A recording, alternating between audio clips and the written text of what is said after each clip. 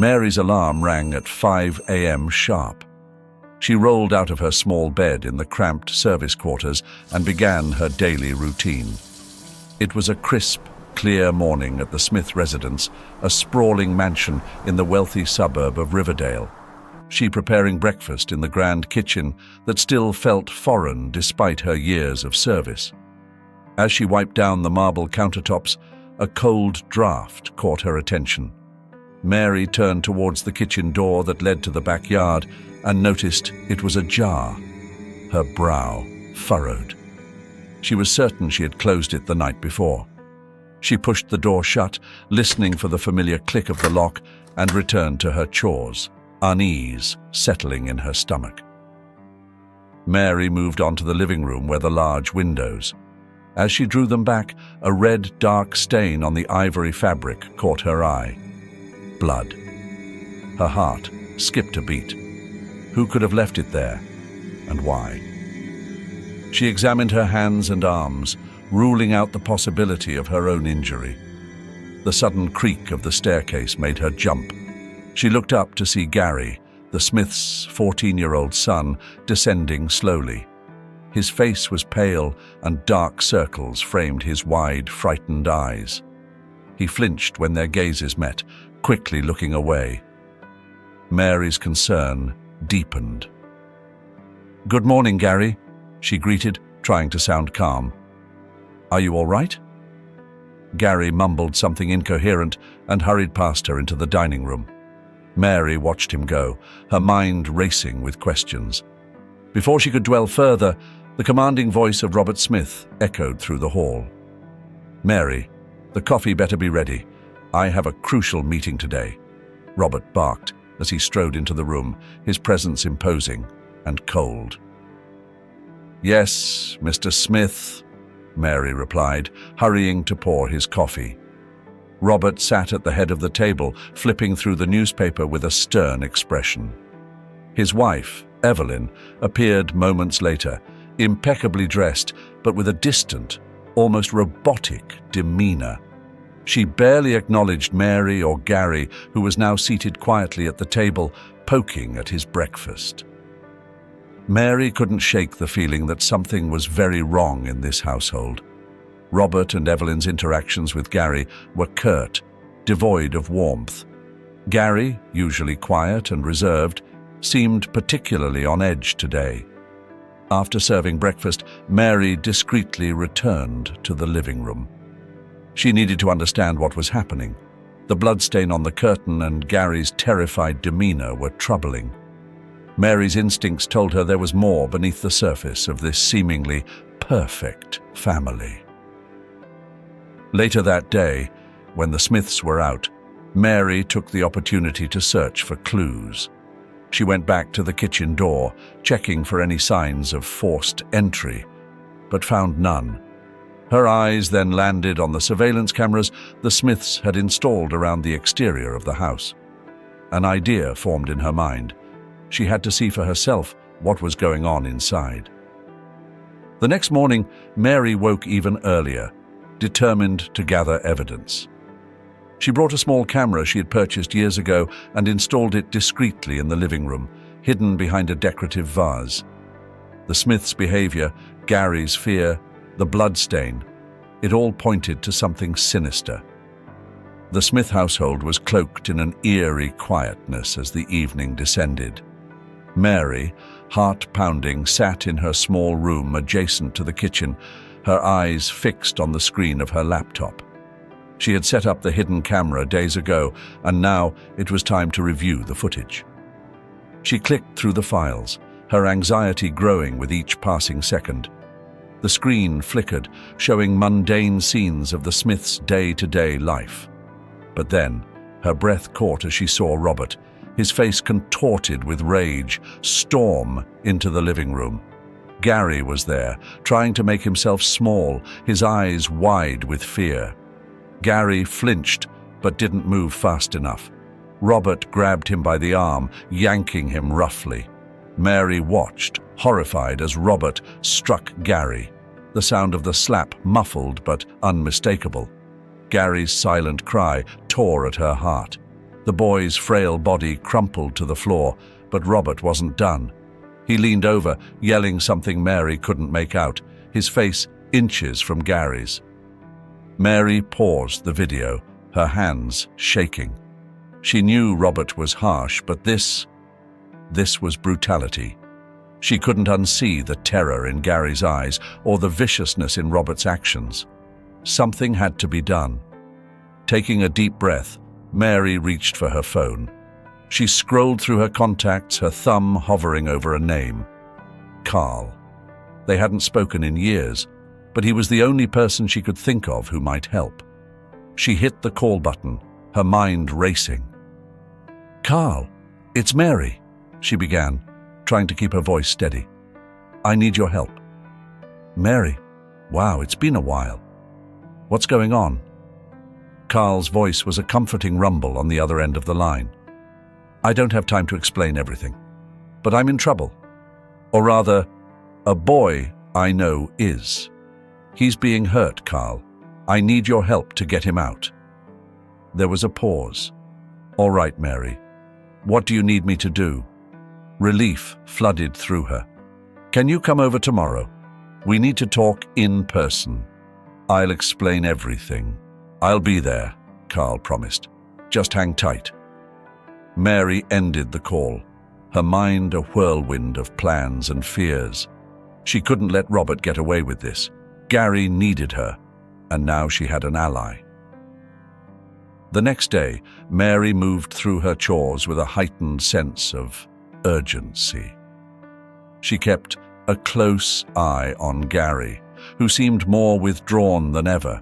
Each interaction with Robert or Evelyn was charged with tension, the household's facade of normalcy growing thinner by the hour.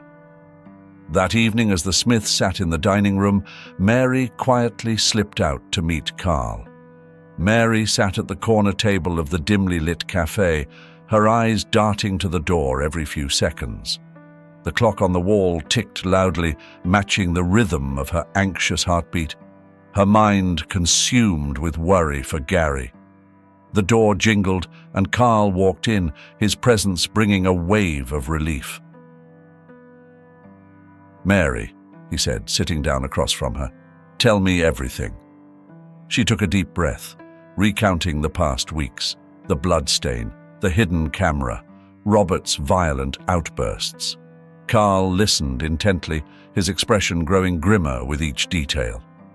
"We need to get him out of there," Mary concluded, her voice steady despite the turmoil inside her. "But it has to be done carefully. We can't afford to make any mistakes." Carl nodded. "I've got a truck. It's not much, but it'll do the job. We'll need to plan the timing. When's the best chance to get him out?" "Robert leaves early for work," Mary replied. "Evelyn usually heads out mid-morning for her social gatherings. That's our window." Carl leaned back, considering. "All right. We'll move at dawn. I'll be parked a few blocks away. You get Gary ready and bring him out as soon as the coast is clear." Mary's stomach churned with nerves, but she nodded. "I've been keeping an eye on him. He's scared, but he trusts me. We'll need some supplies, clothes, food, anything to get us through the first few days." Carl made a list on a napkin, his handwriting neat and precise. "I'll take care of it. Meet me back here tomorrow night to finalize everything." Mary left the cafe feeling a mixture of fear and determination. The weight of what they were about to do pressed down on her, but she knew there was no other choice. Gary's safety was all that mattered. Back at the Smith house, Mary resumed her duties, keeping a close watch on Gary. He moved through the day like a ghost, his eyes hollow and distant. Mary's heart ached for him, but she couldn't afford to let her emotions show. She had to stay focused. The next night, Mary met Carl at the cafe again. He handed her a small duffel bag filled with essentials. "This should cover the basics," he said. "We'll get more once we're safe." Mary nodded, the gravity of their plans sinking in. "Thank you, Carl. I don't know what I'd do without you." "We're in this together," Carl replied firmly. "Now, let's go over the plan one more time." They rehearsed every detail, from the moment Mary would wake Gary to their escape route. Carl's calm demeanor was a balm to Mary's frayed nerves. As they parted ways, she felt a renewed sense of determination. Back at the Smith house, Mary moved through the motions of her evening routine, her mind racing. She waited until the house was silent, then quietly packed a few of Gary's belongings into the duffel bag. She double-checked the hidden camera, ensuring it captured the living room and entryway. Mary returned to the Smith house after her meeting with Carl, her mind swirling with the weight of their plan. The night was deepening, the house quiet. She slipped through the front door, careful not to make a sound, and headed towards Gary's room. She needed to prepare him for what was coming. Gary was sitting on his bed, his eyes wide and anxious as she entered. He looked up, sensing the urgency in her demeanor. "Mary, what's going on? You've been acting strange all day." Mary sat beside him, taking a deep breath. "Gary, we need to talk. I've been working on a plan to get you out of here, to keep you safe from Robert and Evelyn." Gary's eyes widened further, a mix of fear and hope flashing across his face. "What do you mean? How are we going to do that?" "I've been in touch with an old friend, Carl. He's going to help us. We're leaving tonight under the cover of darkness. It's risky, but it's our best chance." Gary's hands trembled, and he looked down at them, his voice barely a whisper. "I'm scared, Mary. What if something goes wrong? What if they catch us?" Mary reached out, placing a gentle hand on his shoulder. "I know it's scary, but we can't stay here any longer. The longer we stay, the more danger you're in. We have to take this chance." Gary looked up, his eyes meeting hers. "Why are you doing this for me? You're risking so much." Mary's heart ached at his words, the depth of his pain and confusion evident. "Because you deserve better, Gary. No one should have to live in fear like you have. I can't stand by and do nothing. We're going to get through this together." Gary's eyes filled with tears, but he nodded, a new resolve hardening in his expression. "Okay, Mary. I trust you. I want to get out of here. I don't want to be afraid anymore." Mary squeezed his shoulder reassuringly. "Good." The Smith house was enveloped in a tense silence, the kind that only comes in the dead of night. Mary's heart pounded in her chest as she tiptoed down the hallway, her footsteps almost inaudible on the plush carpet. She paused outside Gary's room, took a deep breath, and gently pushed the door open. Gary was curled up on his bed, his sleep restless. Mary crept to his side, whispering softly, "Gary, wake up. It's time." Gary's eyes fluttered open, confusion quickly replaced by understanding. He sat up, his movements careful and silent. Mary handed him a small vial. "Drink this. It'll help you stay calm." Gary hesitated for a moment, then nodded and swallowed the liquid. His trust in Mary was complete, and she could see the fear mingled with hope in his eyes. Minutes later, Mary guided Gary out of his room. The house was dark, the only light coming from the moon casting eerie shadows. They moved slowly, every creak of the floorboards making Mary's heart jump. They reached the back door, and Mary peeked outside. Carl was there, waiting by the truck, his figure barely visible in the dim light. "Come on, Gary," Mary whispered, leading him out into the cool night air. Carl hurried over, helping Gary into the back seat. The boy's eyes were wide, but he remained silent, his trust evident. "We need to move fast," Carl said in a low voice. "We don't know how much time we have." Mary nodded, climbing into the passenger seat. Carl started the engine, the truck rumbling to life. As they pulled away from the Smith house, Mary glanced back one last time. The imposing silhouette of the mansion was a stark contrast to the freedom they were seeking. Carl drove through the quiet streets with a steady hand, the tension in the truck palpable. Gary sat huddled in the back seat, his body tense but his eyes alert. "Are you okay, Gary?" Mary asked, turning to check on him. Gary nodded, his voice barely a whisper. "I'm okay. Just scared." "I know," Mary replied, her tone firm but gentle. "But we're going to keep you safe. Carl and we won't let anything happen to you." The miles slipped by in a blur of darkened buildings and empty roads.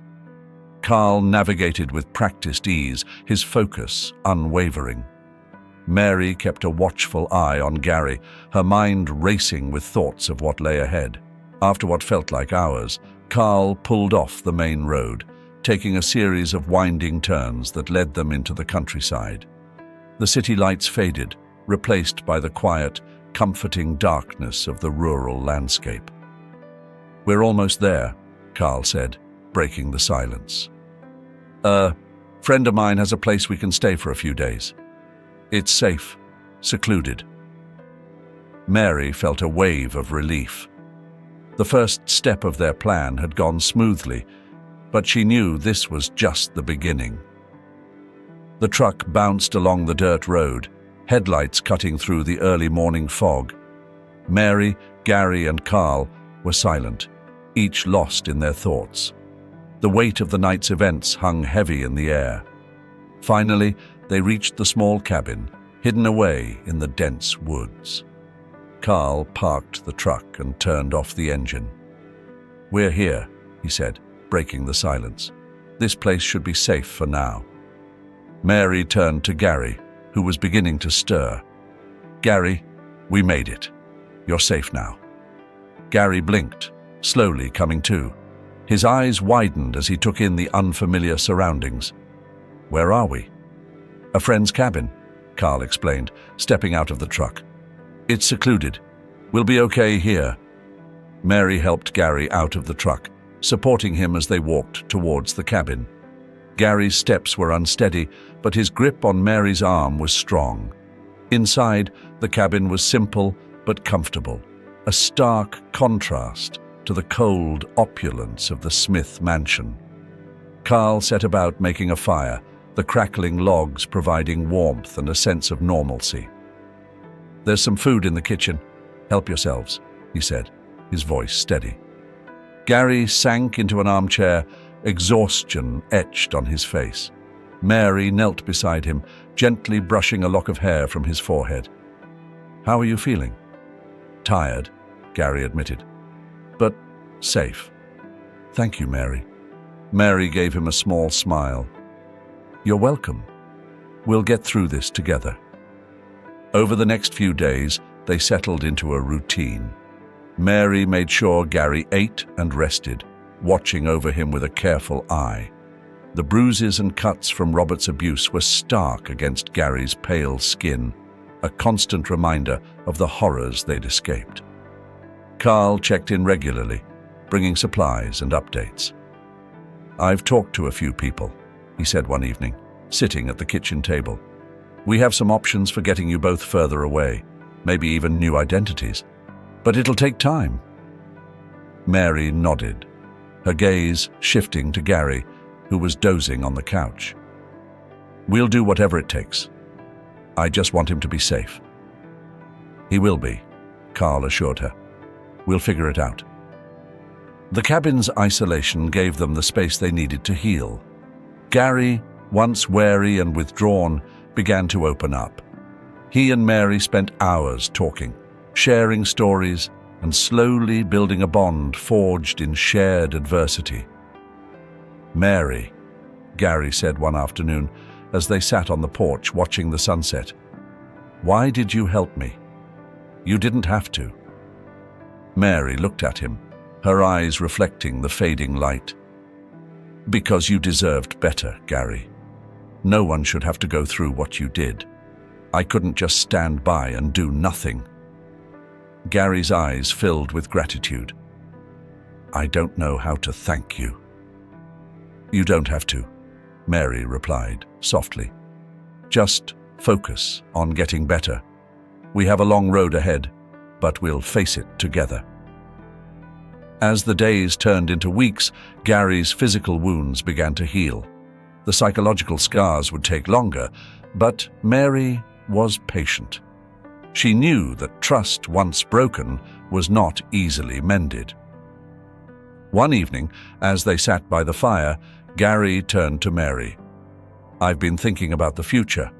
What happens next?" Mary took a deep breath. "We'll find a way to keep you safe. Carl is working on getting us new identities. It'll mean leaving everything behind, but we'll have a fresh start." Gary nodded, his resolve strengthening. "I'm ready. I just want to be free." "You will be," Mary promised. "We'll build a new life, one where you don't have to be afraid." Carl returned with good news a few days later. "I've got a lead on a safe place for you both. It's a long way from here, but it's secure. We'll leave at first light." Mary and Gary packed what little they had. The journey ahead was daunting, but hope had taken root. As they drove away from the cabin the next morning, Gary looked out the window, a sense of peace washing over him. He wasn't alone. Mary's presence was a constant comfort, a reminder that even in the darkest times, there was light to be found. For Mary, the road ahead was uncertain, but she knew one thing for sure: she had found a purpose. Protecting Gary had become her mission, and she would see it through no matter the cost. The sun rose gently over the hills, casting a warm glow over the secluded cabin. Mary stood on the porch, sipping her coffee and taking in the serene landscape. It had been weeks since they arrived at their new sanctuary, a small house nestled deep in the countryside. The silence was a welcome change from the chaos they had fled. Gary emerged from the cabin, rubbing sleep from his eyes. "Morning, Mary," he greeted, his voice still groggy. "Morning, Gary. Sleep well?" He nodded, a small smile playing on his lips. "Yeah, I did. It's nice here." Mary returned the smile. "It is. We're lucky to have this place." Their days settled into a quiet routine. Mary and Gary spent mornings tending to the small garden behind the cabin, afternoons exploring the woods, and evenings sharing simple meals. The tranquility of their surroundings was a balm for their weary souls. One afternoon, as they walked along a winding path through the forest, Gary paused, taking a deep breath of the fresh, pine-scented air. "It's so peaceful here," he said, his voice filled with wonder. Mary nodded. "It is. We needed this. A chance to heal." Gary glanced at her, his expression thoughtful. "Do you think we'll ever have to go back?" Mary shook her head firmly. "No, we're building a new life here. We won't look back." They continued their walk, the canopy of trees providing a cool shade. Birds chirped overhead, and the occasional rustle of leaves indicated the presence of small animals. The simplicity of their surroundings allowed them to focus on what truly mattered: each other. As days turned into weeks, Gary's transformation was evident. The haunted look in his eyes faded, replaced by a growing sense of peace. He laughed more, his smiles coming more easily. The physical scars were healing, but more importantly, the emotional wounds were beginning to mend. Mary watched these changes with a mixture of relief and pride. Gary's resilience was remarkable, and she felt a deep sense of gratitude for being part of his journey. They often sat together on the porch in the evenings, sharing stories and dreams for the future. "Do you ever think about what you want to do when you're older?" Mary asked one night, the sky above them a blanket of stars. Gary considered the question. "Sometimes. I think I'd like to help people, maybe become a counselor or something." Like you helped me." Mary's heart swelled with emotion. "You'd be great at that, Gary. You have a lot of empathy." Gary smiled, the expression genuine. "Thanks, Mary. You've taught me a lot." Their bond deepened with each passing day. They were no longer just survivor and protector. They were family. The hardships they had faced together had forged an unbreakable connection, one built on trust, respect, and unconditional support. Carl visited regularly, bringing supplies and news from the outside world. His presence was a reassuring constant, a reminder that they were not alone. He had become an integral part of their new life, his steady demeanor and quiet strength providing a sense of security. One evening, as they sat around a small fire, Carl turned to Mary. "You've done a remarkable job, Mary. Gary's come a long way." Mary glanced at Gary, who was roasting marshmallows, his face illuminated by the firelight. "He's a remarkable kid," she replied. "I'm just glad I could help." Gary looked up, catching their conversation. "You've both helped me more than I can ever repay," he said earnestly. "I wouldn't be here without you."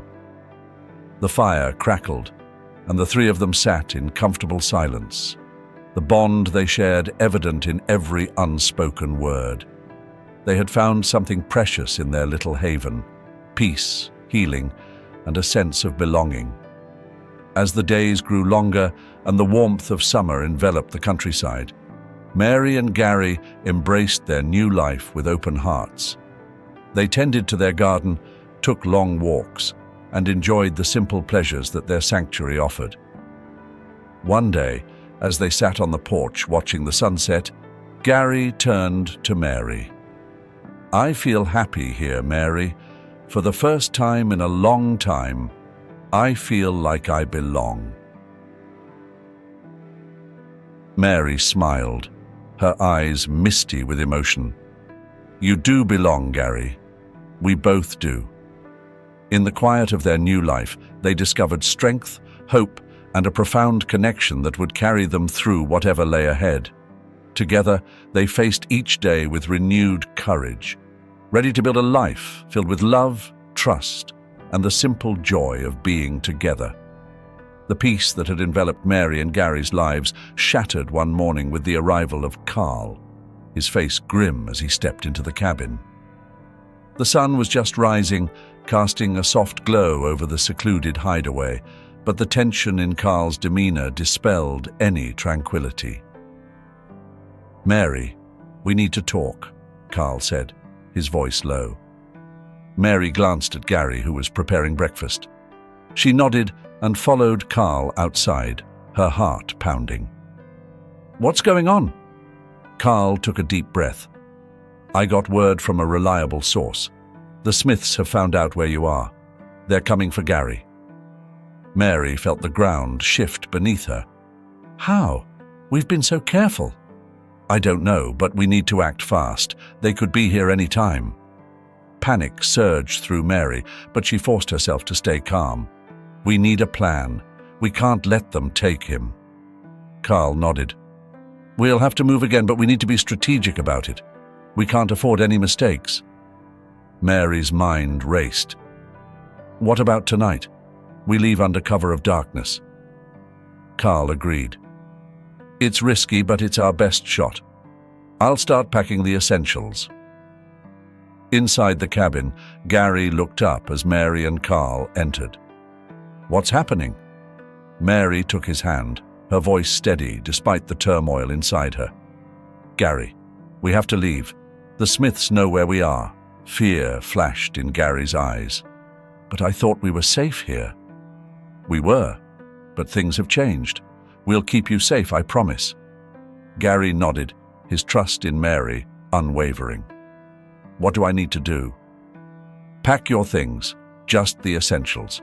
We need to move quickly."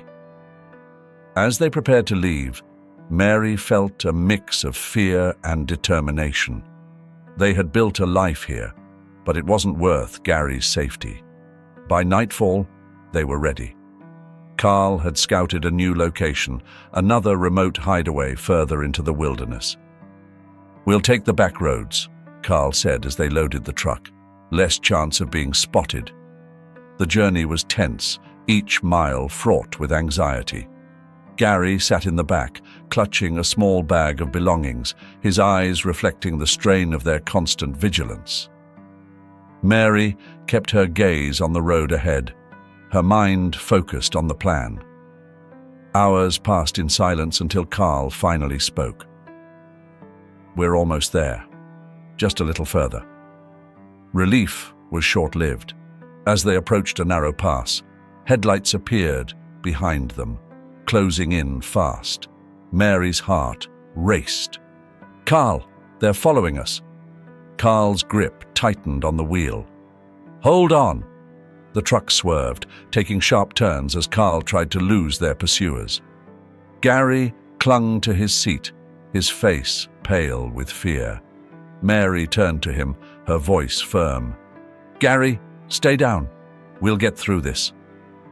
The chase seemed endless, but Carl's determination paid off. He found a narrow path leading into a dense forest and took it, the headlights fading behind them. They drove deeper until they were sure they had lost the Smiths.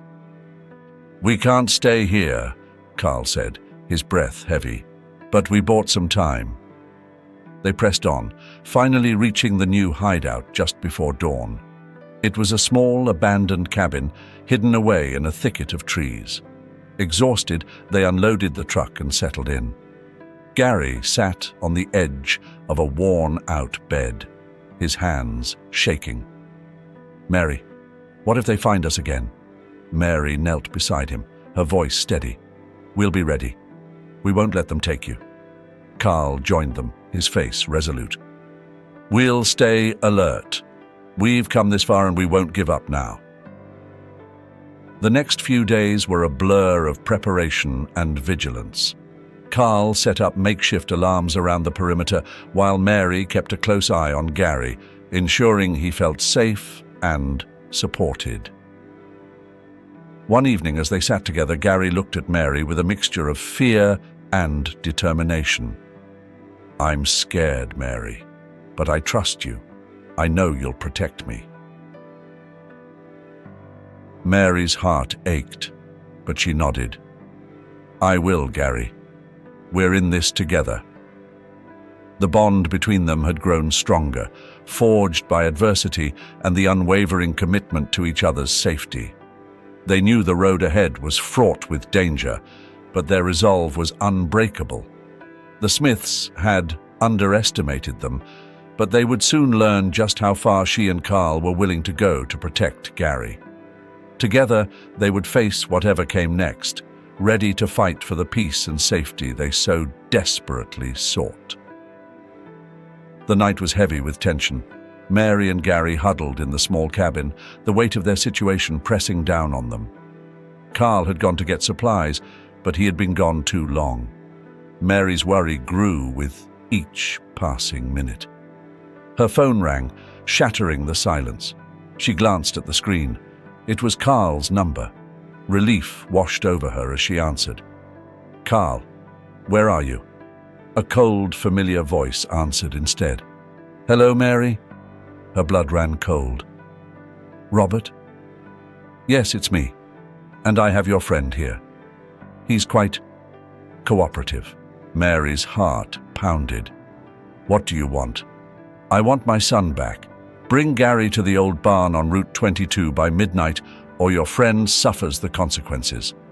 Mary's hands shook as she ended the call. She turned to Gary, who had been listening intently. "They have Carl." Gary's face paled. "What are we going to do?" "We're going to get Carl back, but we need to be smart about it." She took a deep breath, steeling herself. "We have to face them." Gary nodded, his eyes wide but resolute. "I'm ready." They gathered what little they had. Mary stuffed a flashlight, rope, and a small knife into a bag. She knew they were walking into a trap, but there was no other choice. They couldn't leave Carl behind. The drive to the barn was tense. Mary's knuckles were white on the steering wheel, her mind racing through possible scenarios. Gary sat silently beside her, his determination a mirror of her own. They arrived at the barn just before midnight. The place was eerily quiet, the full moon casting long shadows. Mary parked the car a short distance away, and they approached cautiously. "Stay close," she whispered to Gary. As they neared the barn, the door creaked open, revealing Robert and two of his men, holding Carl between them. His face was bruised, but his eyes were clear and defiant. "Mary," Robert greeted, a smug smile on his face. "I see you brought Gary. Good. This will be quick." Mary stepped forward, her voice steady. "Let Carl go." Robert laughed. "You're not in a position to make demands. Hand over Gary, and maybe I'll let your friend live." Mary's mind raced. She needed to buy time. "Gary, go to him," she said, softly. Gary stepped forward, his fear palpable but his steps steady.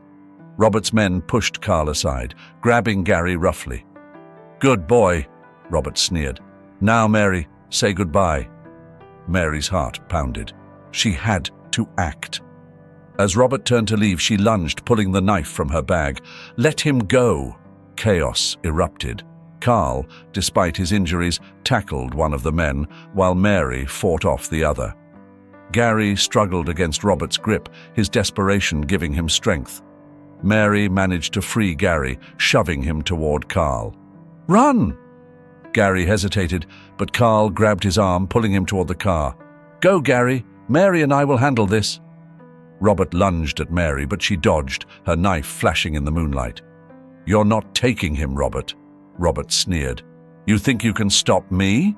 Mary's resolve hardened. Yes. She fought with a fierceness she didn't know she possessed, determined to protect Gary and save Carl. Suddenly, the piercing wail of police sirens. The sound grew louder, and within moments, flashing blue and red lights filled the area around the barn. Mary's heart leaped. She had almost forgotten in the chaos, but before they left, she had managed to send a quick message to the police with their location. "What's going on?" Gary asked, his voice trembling. Mary gripped his shoulder. "I called the police before we left. Help is here." Robert's men were still recovering from the scuffle, but their expressions turned from smug confidence to shock as police cars surrounded them.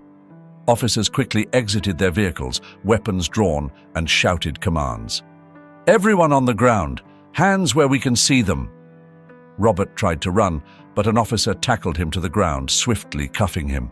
His face twisted with rage and frustration. "This isn't over, Mary!" he spat, his voice filled with venom.